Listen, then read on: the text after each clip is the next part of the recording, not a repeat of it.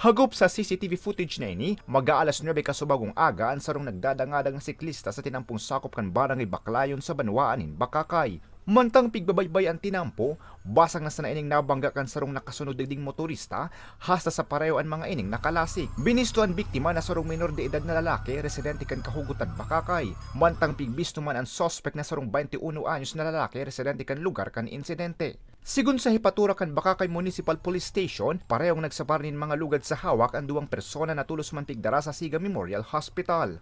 Yung nangyari po kasi is both vehicles, pareho ng direksyon papuntang Bakakay Poblasyon. Tapos nasa unan po yung bike. Then pagdating dun sa may Petron, nabangga ng nakamotor yung bike.